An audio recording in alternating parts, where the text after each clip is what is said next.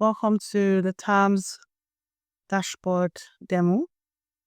I will be taking you through the TAMS workspace, the subscription page, and how to log into your account, the subscription page, and the events model.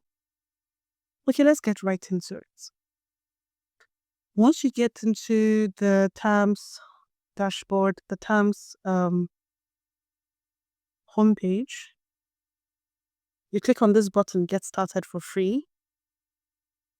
It takes you through the page to create your account. You add your first name, your last name, the email, the name of your ministry, your phone number, preferably the number of either your personal number, that's the person opening the account, or the general number of the church. This is for alerts. The account, the phone number that'll be receiving all the alerts. Password, and of course, you confirm password. After doing this, it's going to send you a confirmation code that you get into your email. So make sure the email you put in here is correct. All right, let's get into the dashboard.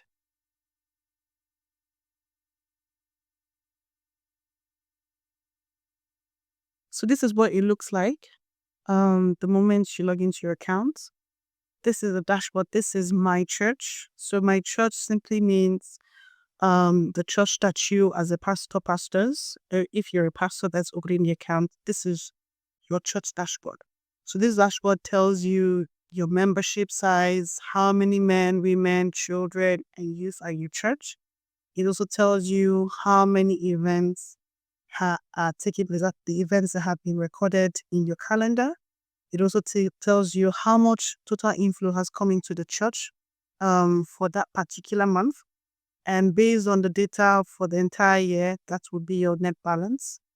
Once we get to the finance page, you'll see more of that.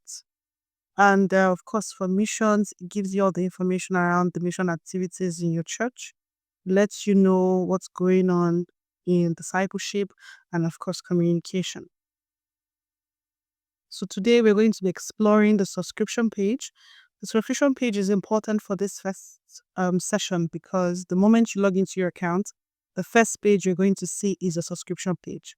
So once you click on this particular button right here, it takes you to this page, which is a subscription page. Now you have to choose a plan. We are currently on the free plan, which is here. Once you click on the free plan, you have access to my church only. So the free plan only works with the root plan. The free trial, only works with the root plan. So once you click on the free trial, and it's active for me right now, it is active, you have access to the root plan, and that's the features of the root plan, which is just the my church feature. I'll explain that when I am going to be, onboarding, create another video for onboarding. I'll explain how that works. So just understand that the moment you log into your account, the first page it takes you to is the subscription page. And then it insists that you choose a plan. So it's either you're choosing the root plan, the sprout plan, or the blossom plan, or the free plan. So that's the free trial plan. The difference between the free trial plan and the root plan is that on the free trial, you have access to the application for just 2 weeks. And then you can't have more than 100 members on your application. So that's it, but you have access to all of the features. That's for events, membership, finance, communication, all of that. You have access to all these features. However, you only have 100 members. You can only add 100 members from your church into the platform. And you have access to community supports as well. Priority support are often given to larger plans, and the root plan also have community support and email, which means you can always reach out to the support team via email. So this is the root plan. If we were to click on the root plan, it will take us to this particular page where we decide how many members are in our church. If we have 1,000 members, the plan amount is 10,750. If there were 2,000 members, this would be the amount. 5,000 members, this would be the amount. 10,000 members, this would be the amount.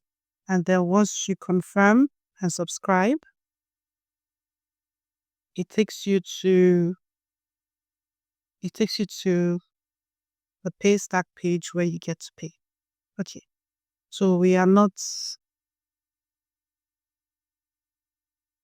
going to pay for the route plan today. We are simply going to be exploring the dashboard, the workspace dashboard. All right. So on this dashboard for the route plan, which is, also features that are contained in the free trial, you have access to all of your membership. I think I've already discussed that a little. That's all of the summary and overview of all the activities going, in your church, from membership, events, finance, missions, discipleship, and communication. So today we're going to be looking at events. Or I just imagine someone say, what about Ministry Hub? So let me tell you a bit about Ministry Hub. Because we are on the route plan, and this is, because we're on the route plan, we are only able, under the Ministry Hub, this is where you set up your profile. So this is where you see how many members are in your church, the name of your ministry. So if I edit here, I put the Saints House Church. This is a fictional church. Or say this is a fictional church, name used for demo purposes only. So yeah. The church, I can say the church was founded today. Then you click here to put in your logo. You add in the email of your church and the details thereof, and you set up the church account. So this is your profile, where you set up the profile of the church, and you're good to go. So it's advisable that once you do this, you refresh the page. Once you refresh the page, if you were changing the logo would have changed. Okay, let's go into the events. So this is an event that I had already created, but I'm going to be taking you through how to create an event. So let's minimize this. Right. So first of all, you can either create an event from the calendar. You can create an event from the calendar, or you can create events from this button here. So let's create a new event. We're going to be creating two types of events. We're going to be creating recurring events. Recurring events are events like Sunday services, midweek services, cell meetings. They are all events, but they are recurring events. Not recurring events are special events, like maybe a special Thanksgiving service, like a New Year Sunday service, a New Year service, a Christmas service that don't fall on a Sunday or they don't belong to either Sunday or midweek. So these are special events. It could be programs, special programs, and all of that. Those are non-recurring events, and it's important that you're able to separate them so you know you get reports for Sunday services, and you also get reports for other events that you want to create. And it can go as long as weekly, as long as you want it to be. All right, let's create a recurring event. So I'm going to call this Sunday service. This is a weekly Sunday service event.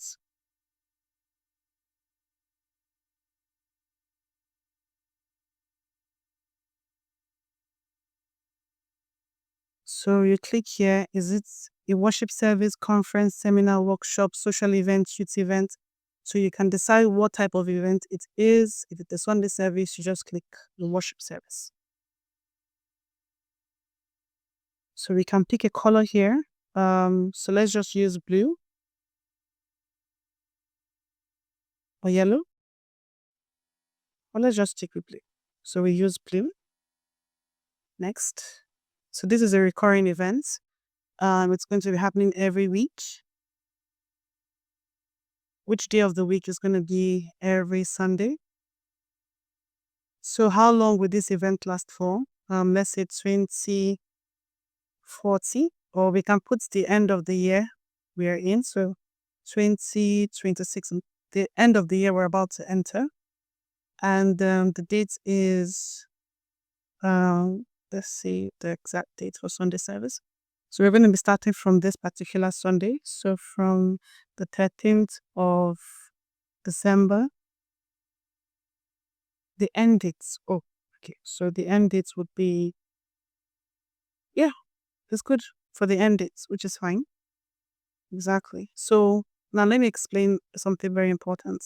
And this recurrence end date simply means when is the event going to end. So I like to put it within 1 year so that it's easy for us to measure. So I don't want to put it into 30 years or 20 years into the future, which we can. If you were to do that, you simply just come here. I can choose how many years you want, but for the purpose of this demonstration, we're going to just pick December, and we're just going to put the last Sunday of December next year, and that's it. That's when the event is going to run for. So even though we've created the recurrence and how long it would last, we still have to decide the start date and the end date of this particular Sunday. So every Sunday, even if it's a recurring event, it knows that every Sunday it's going to be, having that event on our calendar. But for this particular Sunday, what is the start date and the end dates, and what's the start time and the end time. So Sunday services are usually 24 hours, 1 day services. So I can say, so this is December, so I say 14th of December, 2025. The end dates would be 14th of December as well. And that's it. The time, say 8 a.m. to 4 p.m. That's when the service will close. 4 p.m.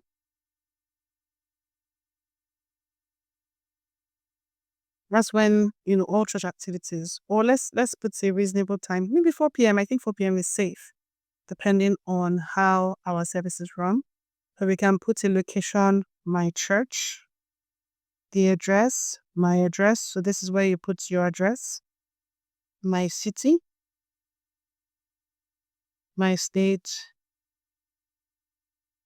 Nigeria, organizer, I'll say Mr. Adam, the email, Mr.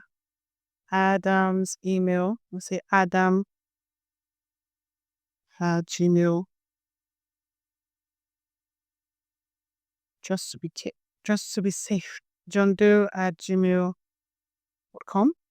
Phone number 1234567 Make this event public. Of course, if you make it public, that means it shows it shows on your calendar and everyone's calendar as well. When enabled, this event will be visible on public calendars, websites that can be shared with non-members.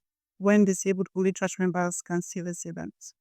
The required registration request means simply when enabled, attendees must register in advance to attend this event. This helps with capacity planning, catering, and events management. When disabled, people can attend without prior registrations. Okay, so this cost simply means the cost. So if you want to, you can't remove this zero. So you simply just use your back arrow to click on the arrow behind. Stop that. Or if you don't want to do that, you can simply just come here and increase the number you want to. Because we can use this up arrow or the down arrow. So let's say the budget for this event is 1,000 naira or 1,000 US dollars, whichever one you're convenient with. So let's create the event. So this tag simply means, create a tag for the event. So we can say Sunday sales.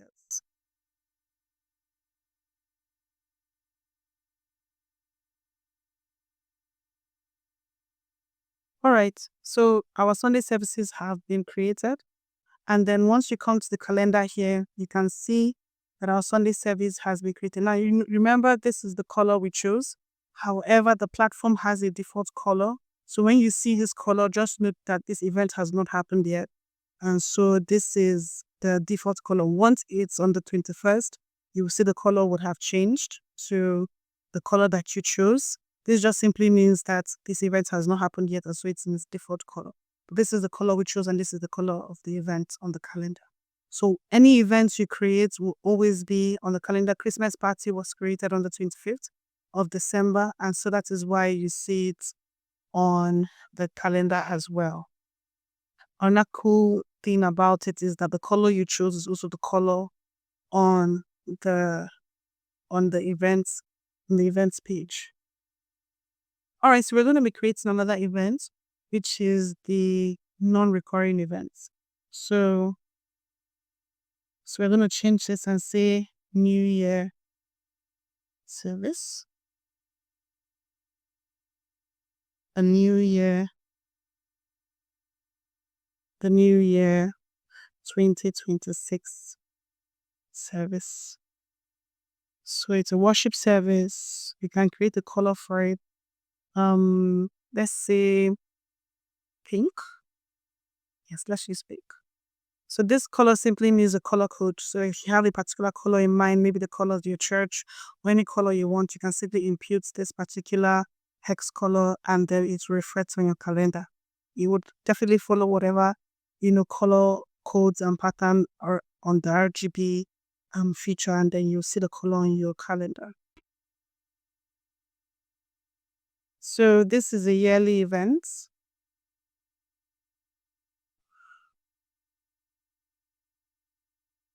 So it's not recurring. Sorry. So it's not a recurring event. I think that's an error. Sorry about that. So let's schedule this event. It's going to be on the 1st of January 2026 on a Thursday. It ends on the same day. So it starts by okay. So it's actually going to be from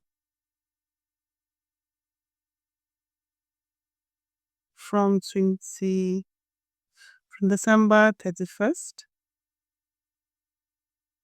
to January 1st. Yes. So it's going to be from 10 p.m. to 2 a.m.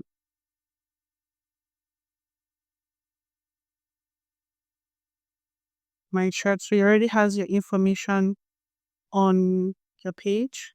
So let's say this 0. So it already has your information that you already used to create the recurring events. So it makes it easier. And so we create events. Wonderful. So as you can see, we've been able to create a Sunday service and a New Year service. So once you come to your calendar, let's see, for next month, you see that the New Year service starts from Wednesday, the 31st of December into Thursday morning. So it shows on your calendar that this event has been created. Wow, that's it. We've been able to create events and we've been able to create repeated events, which are the recurring events, repeat every weekly, and a non-recurring events, which is the New Year service. I hope you enjoyed this and see you in the next video.